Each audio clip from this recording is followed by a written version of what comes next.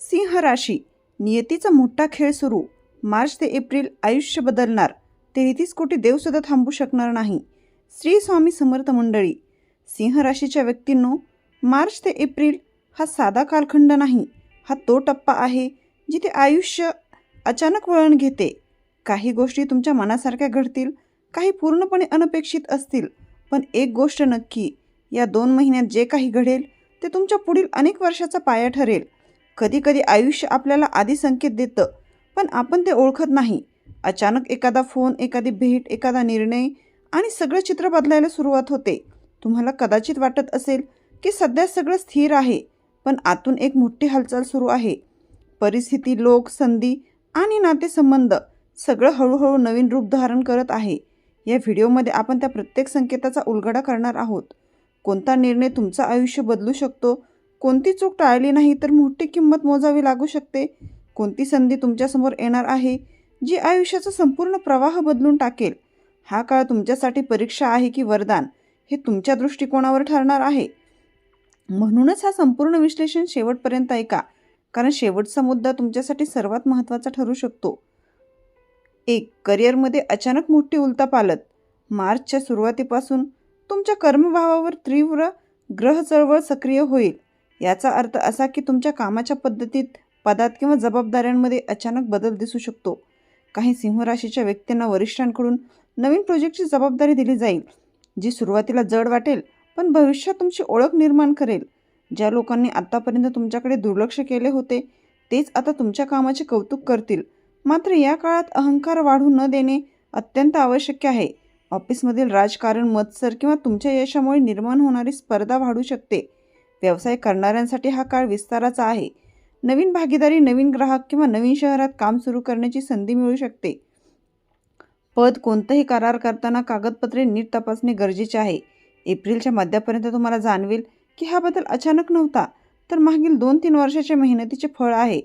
आर्थिक स्थितीत मोठी सुधारणा. 11व्या भावातील सकारात्मक ऊर्जा तुमच्यासाठी धनप्राप्तीचे दरवाजे उघडेल. मार्चमध्ये अडकलेले पैसे परत मिळण्याची शक्यता आहे. जर तुम्ही कोणाला कर्ज दिले असेल किंवा एखाद्या प्रोजेक्टचे पेमेंट थांबले असेल तर ते मिळू शकते. गुंतवणूक केलेल्या क्षेत्रातून अचानक फायदा होण्याचे संकेत आहेत. शेअर बाजार, जमीन, जुमला किंवा व्यवसायातील नफा वाढू शकतो. काहींना बोनस, इन्क्रिमेंट किंवा अतिरिक्त उत्पन्नाचा स्रोत मिळेल. पण लक्षात ठेवा, पैसा येतो तसा जातोही. एप्रिलमध्ये अचानक मोठा खर्च समोर येऊ शकतो. घरातील दुरुस्ती, वाहन, वैद्यकीय खर्च किंवा कौटुंबिक समारंभ. या काळात बचत आणि योग्य नियोजन केल्यास वर्षभर आर्थिक स्थैर्य मिळू शकते.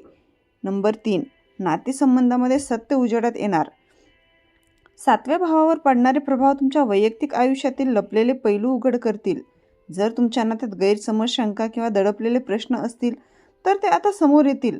प्रेमसंबंधात असलेल्या सिंह राशीच्या व्यक्तींना जोडीदाराची खरी भावना समजेल. काहींसाठी हा काळ नातं अधिक घट्ट करण्याचा असेल तर काहींसाठी वेगळे होण्याचा. विवाहित लोकांसाठी संवाद महत्त्वाचा ठरेल. छोट्या गोष्टीवरून वाद वाढू शकतात, पण संयम ठेवल्यास ते टाळताही येतील.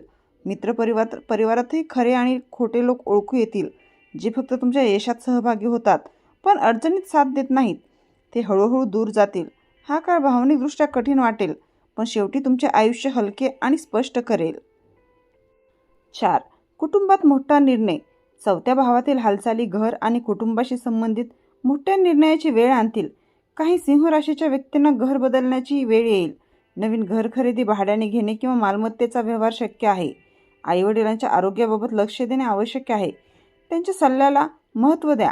कुटुंबातील एखाद्या व्यक्तीची जबाबदारी तुमच्यावर येऊ शकते. कौटुंबिक मतभेद मिटवण्याची संधी मिळेल.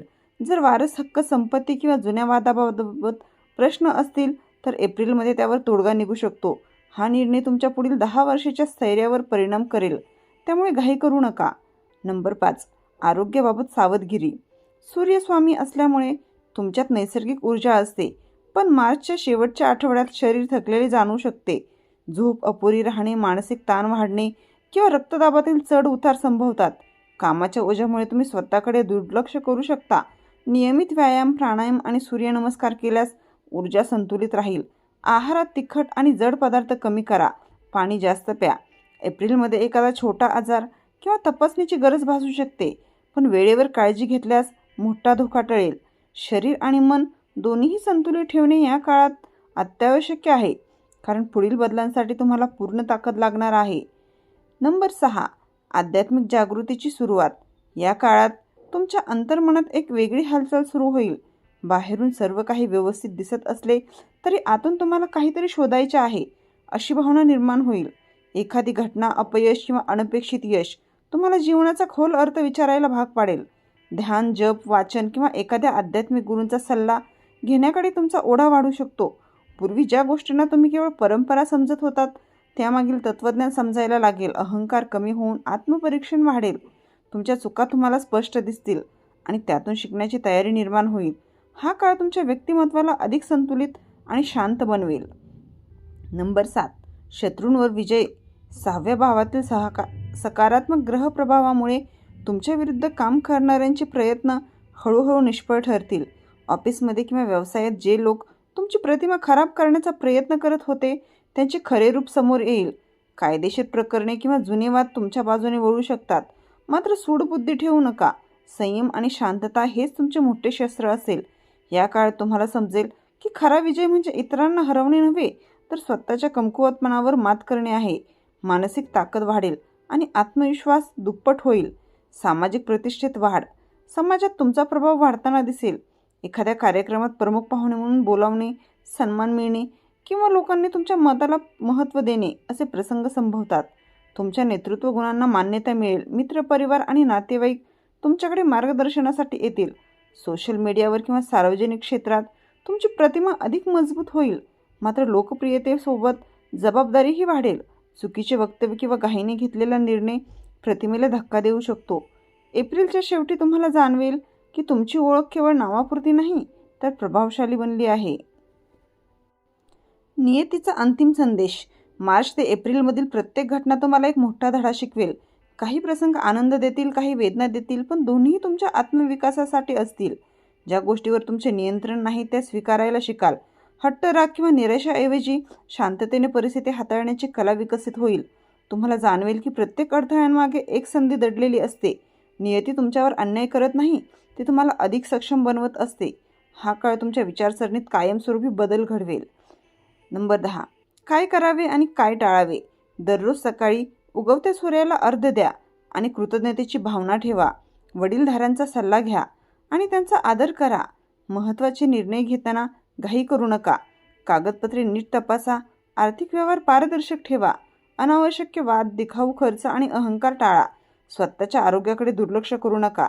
एप्रिलमध्ये नवीन योजना सुरू करायची असल्यास योग्य नियोजन करूनच पुढे जा. या 2 महिन्यात संयम, प्रामाणिकपणा आणि आत्मविश्वास या 3 गोष्टी तुमच्या आयुष्याचा पाया मजबूत करतील. सिंह राशीच्या व्यक्तींनो, मार्च ते एप्रिलमध्ये जे काही घडेल ते अचानक वाटेल, पण ते अचानक नसणार. प्रत्येक प्रसंगामागे तुमच्या आयुष्याला पुढच्या स्तरावर नेण्याचा हेतू असेल. काही गोष्टी तुम्हाला आनंद देतील, काही तुमच्या सहनशक्तीची परीक्षा घेतील, पण दोन्हीही तुमच्या भल्यासाठी असतील. या 2 महिन्यात तुम्हाला 3 गोष्टी लक्षात ठेवायच्या आहेत. शांत राहणे, विचारपूर्वक निर्णय घेणे आणि स्वतःवर विश्वास ठेवणे. परिस्थिती कधीही कायमची नसते. अडथळे आले तरी ते तुमची दिशा बदलण्यासाठी येतात, थांबवण्यासाठी नाही. जे नातं टिकणार आहे ते अधिक मजबूत होईल. जी संधी तुमच्यासाठी योग्य आहे ती तुमच्यापर्यंत पोहोचेल आणि जे काही तुमच्या आयुष्यातून निघून जाणार आहे ते तुमच्यासाठी आवश्यकच होते. हा काळ तुम्हाला एक नवीन ओळख देऊ शकतो. अधिक परिपक्व, अधिक धैर्यवान आणि अधिक जागरूक. त्यामुळे भीती नको, घाई नको. संयम ठेवा आणि प्रत्येक बदल स्वीकारा. लक्षात ठेवा, आयुष्य जेव्हा मोठा खेळ खेळतं तेव्हा त्यामागे तुमच्यासाठी मोठी तयारी चालू असते. मार्च ते एप्रिल हा तुमच्या आयुष्यातील परिवर्तनाचा अध्याय आहे आणि तो कसा लिहायचा हे आता तुमच्या हातात आहे. श्री स्वामी समर्थ.